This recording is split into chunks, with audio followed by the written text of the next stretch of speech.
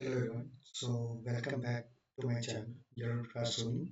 आज की इस वीडियो में हम बात करेंगे मर्चेंट नेवी के बारे में। So if you are in 12th class और अगर आप 12th क्लास में जस्ट पास आउट हो और आप अपना करियर ज्वाइन करना चाहते हो as a officer in merchant navy, ठीक, तो यहाँ पे आपको कुछ चीज़ें यहाँ पे ध्यान में रखनी होंगी। वो कुछ बातें क्या हैं, चलिए बात करते हैं।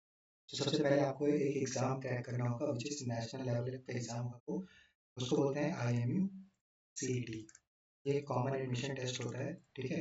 तो आपको ये एग्ज़ाम आपको देना होगा जैसे कि बाकी एग्ज़ाम्स होते हैं, जैसे कि एनडीए होता है आपका आर्मी में जाने के लिए, नेवी में जाने के लिए, ठीक है, एयरफोर्स में जाने के लिए सब होते हैं एनडीए आप आफ्टर 12th।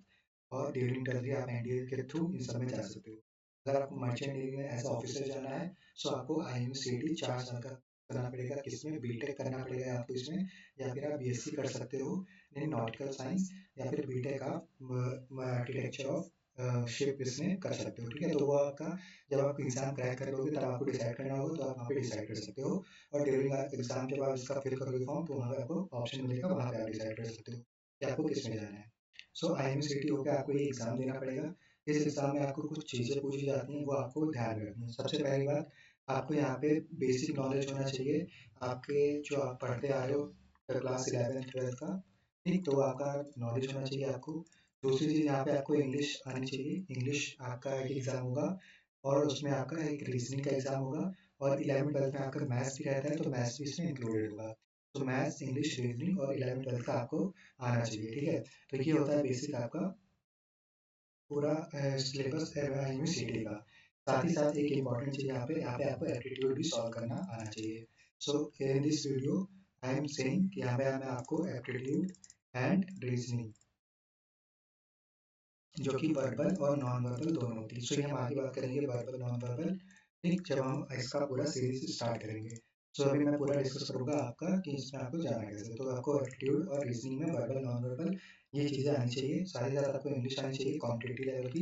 इंग्लिश आपकी वो नहीं जो आप पढ़ते आ रहे हो थ्योरेटिकल, यहाँ पे आपको कॉम्पिटिटिव लेवल की ग्रामर आनी चाहिए। सो यहाँ पे आप इंग्लिश पे आपको प्रिपेयर करा रहे होंगे। सो यहाँ पे आपका इंग्लिश और रीजनिंग एप्टीट्यूड ये मैं इस पर्टिकुलर चैनल पे आपको तीन चीज़ें प्रोवाइड कर दूंगा which is maths for maths जो आपका 11th 12th का है वो उसका आपको तो पता ही है आपको कैसे पढ़ना है।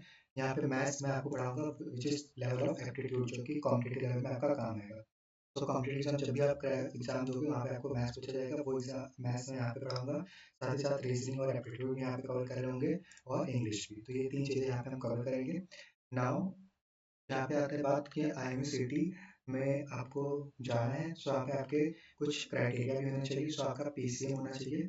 PCM में आपके 60% मार्क्स होने चाहिए। So if you have this particular fulfilling this particular criteria तो यहाँ पे आप फॉर्म फिलअप कर सकते हो and you will start preparing for IMCT। तो आपका 11th 12th का syllabus you know very well, आप बस उसको रिवाइज करते रहो और जो भी यहाँ पे बाकी बचा इंग्लिश, रीजनिंग, मैथ्स, वो मैं यहाँ पे इस पर्टिकुलर चैनल पे आपको कंप्लीट करा रहा हूँ, ठीक है। So just subscribe this channel and join our WhatsApp group. So keep updated. तो लेट्स मिलते हैं नेक्स्ट किसी पर्टिकुलर क्लास में। क्लासेस आपकी स्टार्ट होंगी in few days. So just follow the steps. यहाँ पे आपको पहले सिलेबस देखना है IMCD का। सारी लिंक्स वो आपको ग्रुप में प्रोवाइड कर दूंगा। सो यहाँ पे आपको कुछ स्टेप्स यहाँ पे ध्यान रखने हैं। चैनल को सब्सक्राइब कर रखना है एंड व्हाट्सएप ग्रुप को ज्वाइन कर लेना and comment your percentage of PCM कि आपके PCM में कितने परसेंटेज आपको लगता है कि आएंगे। Because I know if you are in class 12 आपका भी रिजल्ट नहीं होगा, but what's your expectation, just comment it down. Thank you so much, keep learning, keep going.